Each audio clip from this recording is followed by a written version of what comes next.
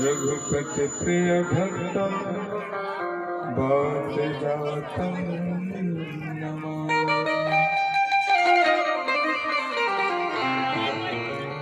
सर्वमंगल मांगल्ये शिवे सर्वार्थ साधिके शरण्ये त्र्यंबके गौरी नारायणी नमोस्तुते।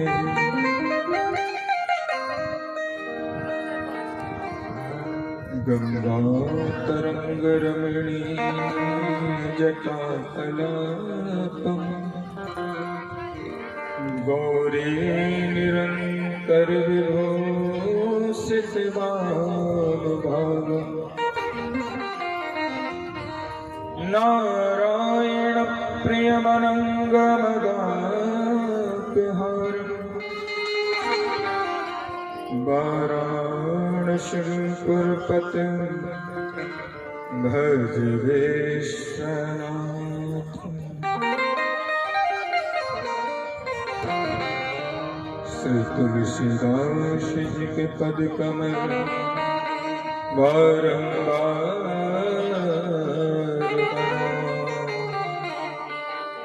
गुण गाऊं सिया राम के हनुमत करो शाह। लेत सदा सुदीन की सहज दया के धाम जननी जनक राजेंद्र के प्रभु श्री सीता।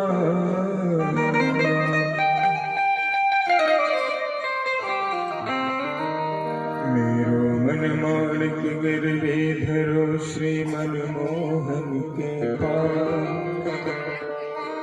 प्रेम व्याजी तेनो बढ़ो ना छूटल के गंगा कनकले पुण्य कुरुक्षेत्र सरस्वती ग्रामे वा यदि वारण्ये पुण्या सर्वत्र नर्मदा। भक्ति भक्त भगवंत गुरु चतुर नाम बपुए इनके पद वंदन कियो नाशक वेद।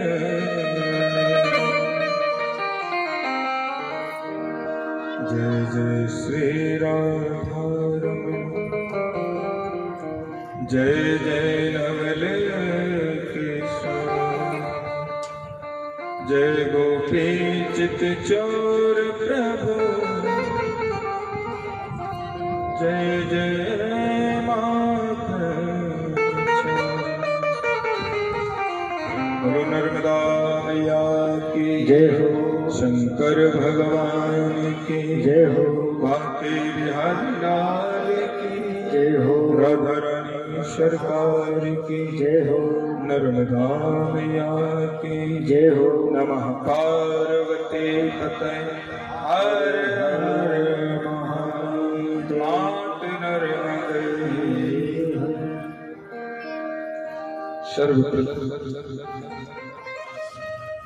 गौरी गणेश भगवान को नमन करते हुए वंदन करते हुए बड़े ब्रह्म भाव से प्रणाम करते हैं कि हे गौरी गणेश भगवान आप आए और आकर के विराजमान हैं।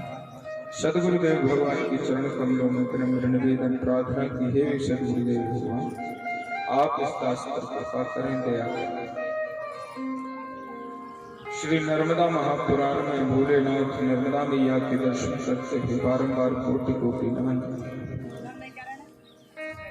श्री नर्मदा मैया साक्षात विराजमान, उनके पावन चरणारविंदों में कोटि कोटि नमन, कोटि कोटि।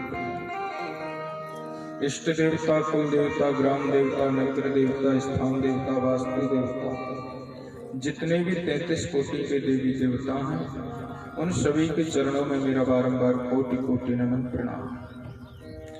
माता पिता के चरणों में कोटि कोटि नमन, कोटि कोटि प्रणाम।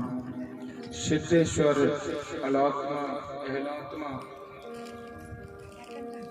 परम पिता परमेश्वर, सिद्ध मुनि, ज्ञानी महापुरुष, ब्राह्मण देवता,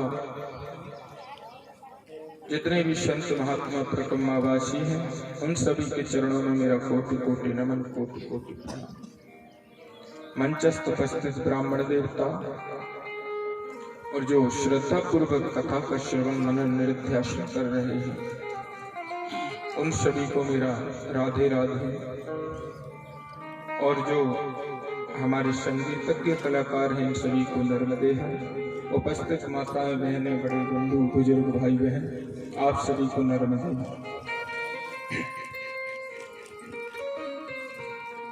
परम आनंद का विषय आज हमारे ग्राम रमपुरा घोरा में यह 7वें दिवसीय नर्मदा महापुराण की भागीरथी भागवती गंगा प्रवाहित है, जो जगत को आनंद देने वाली है, सत्पुरुषों का कल्याण करने वाली है। भगवान रुद्र के देह से जो प्रादुर्भूत हुई है, ऐसी मां आनंद कंदी संतों के उद्धारक रूपी मां नर्मदा को कोटि कोटि नमन, कोटि कोटि प्रणाम करते हुए हम सभी लोग मां के गुणानुवादों को श्रवण करेंगे। आइए उससे पूर्व हम सभी मिलकर के माता रानी को रिझाते हैं, मनाते हैं कि हे भगवती, आप प्रसन्न हो, दया करें, कृपा करें। कृपा की दृष्टि हे मात कर दे, हे मात मेरी, हे मात मेरी। कृपा की दृष्टि हे मात कर दे, कृपा की दृष्टि हे मात कर दे। हे मात मेरी, हे मात मेरी, हे मात तेरी, हे मात तेरी। आया शरण में हे मात तिहारी, आया शरण में हे मात तिहारी। आया शरण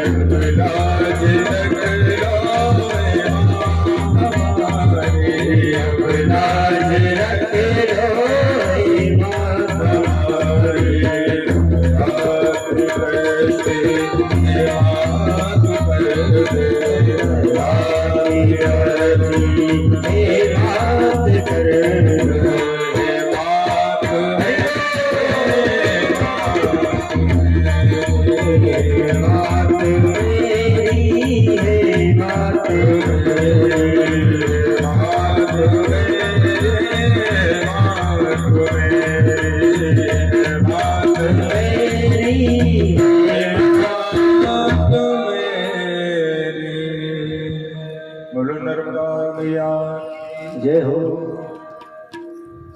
बड़े ही सौभाग्य का विषय है कि निरंतर हम लोग माँ के तट पर विराजमान होकर के माँ के ही गुणानुवादों का अमृत रस श्रवण पान कर रहे हैं। विगत 6 दिनों से हम लोग लगातार माता के चरण मकरंद रूपी रस का पान करते आ रहे हैं और यह भैया बड़ा ही दुर्लभ है जो हमको बड़ी सुलभता से प्राप्त है। और ऐसा सुंदर मुहूर्त आज का महाशिवरात्रि का पावन पर्व और माता की गोद में विराजमान होकर के हजारों असंख्य शिव भगवान के प्रतिलिंग का दर्शन करते हुए हम सभी लोग नर्मदा महापुराण की कथा श्रवण कर रहे हैं। तो यहाँ एक प्रश्न उठता है कि यहाँ पे हजारों करोड़ों शिव कहाँ हैं? तो किसी ने कह दिया कि भैया हजारों करोड़ों शिवलिंग यहाँ पर प्रत्यक्ष में नर्मदा के तट पर जितने कंकर हैं वो सभी शंकर हैं। उन्हीं के सबके आप चित्रों के दर्शन कर रहे हैं, वो सब शिव हैं। और आज तो विशेष पर्व है भोलेनाथ का। कोई कहता है कि भगवान ने जब समुद्र से विष निकला था मंथन करते समय, तब देवता लोग गए भोलेनाथ के पास में और कहा कि देव देव महादेव कृपया भूत भावना त्राहिना शरणपन्य त्रैलोक्य दहना दिशा। बोले कि हे भोलेनाथ, त्रिलोकी को दहन करने वाला विष उत्पन्न हो गया, आप उससे संसार की रक्षा करो, देवताओं की रक्षा करो। भोलेनाथ ने अपनी पत्नी पार्वती से सलाह ली, बताओ देवता जहर पिला रहे हैं, पी लें? तो माता पार्वती प्रभाव को जानती थी, तो कहा आप तो देवाधिदेव हो, जो संसार को बस में रखे वो देव है और जो देवताओं को भी बस में रखे वो महादेव है। इसलिए हे महादेव आप जाओ और जाकर के उस विष को शांति प्रदान करो। तो ततः करतली कृत्यम व्यापे हालाहलं विषम अभक्षयन् महादेवा कृपया भूत भावना। भगवान ने अपनी करतली खोली और जैसे ही विष का पान करने लगे तो उनको याद आया कि भैया यदि मैंने विष को अपने शरीर में धारण कर लिया तो हृदय में मेरे राम जी बैठे, कहीं मेरे राम जी को हानि ना पहुंचा दे। इसीलिए पार्वती ने, कहते हैं संत लोग, कि पार्वती ने कंठ में हाथ लगा दिया और भोलेनाथ ने भी अपने कंठ में ही विष को धारण कर लिया। तब से नीलकंठ उनका नाम पड़ा। बोले नीलकंठ महादेव की जय हो। तो संत महात्मा कहते हैं कि वो ही दिन शिवरात्रि का था। अब दूसरी कथा आती है कि माता पार्वती के साथ में भगवान शिव का विवाह आज ही के दिन हुआ। माता पार्वती का विवाह जो है हिमाचल की पुत्री मैना की दुलारी भोलेनाथ को ब्याही गई थी। आज शिवरात्रि का पर्व मनाया जाता है और कहते हैं कि बनारस में विश्वनाथ भगवान आज ही के दिन प्रकट हुए। ऐसे अनेकों कथाएं भोलेनाथ की शिवरात्रि की। तो आज वह पावन दिवस हमको प्राप्त हुआ है। कहते हैं कि जो शिवरात्रि का व्रत रखता है उसके 100,000 जन्मों के पाप ऐसे नष्ट हो जाते हैं जैसे सूर्य की किरण पड़ते ही बर्फ की सिल्ली पिघल जाती है, बर्फ के टुकड़े टुकड़े हो जाते हैं। और फिर तो भैया हम लोग नर्मदा महापुराण की कथा भी श्रवण कर रहे हैं और नर्मदा तट पर ही विराजमान है और भोलेनाथ के दर्शन भी प्राप्त कर रहे हैं। तो हमारे पाप तो कहते हैं नर्मदा जी के दर्शन करते ही नष्ट हो जाते हैं। जिस प्रकार कथा श्रवण करते हुए देवता पितर करते हैं, उसी प्रकार अंत में हमारी जब मृत्यु होती है तो हमारे लिए भगवान के यहाँ से विमान आते हैं। और ऐसा दुर्लभ संयोग यदि सौभाग्य से हमको प्राप्त हो जाए तो कहते हैं कि जैसे मशीन फोड़ती है पत्थर को, पत्थर को फोड़ करके उसे मूर्तिकार बना देती है, उसी प्रकार इस धराधाम पर उस व्यक्ति की पूजा होती है। इसीलिए भैया ऐसा दुर्लभ संयोग हमको यदि धोखे से प्राप्त हो गया है मां नर्मदा की कृपा से, तो ऐसे दुर्लभ क्षण को छोड़ना मूर्खता की बात है। इसीलिए एकीभूत होकर के मन लगा कर के नर्मदा महापुराण की कथा हम लोग सभी श्रवण करते हैं। कीर्तन नहीं करवा दो रे भैया।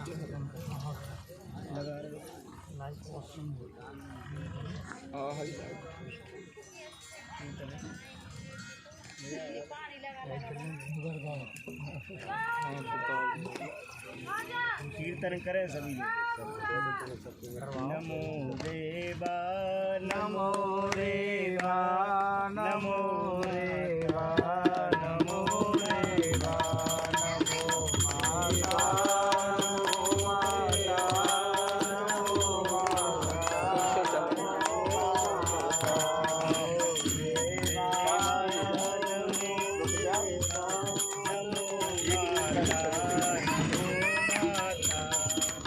बताओ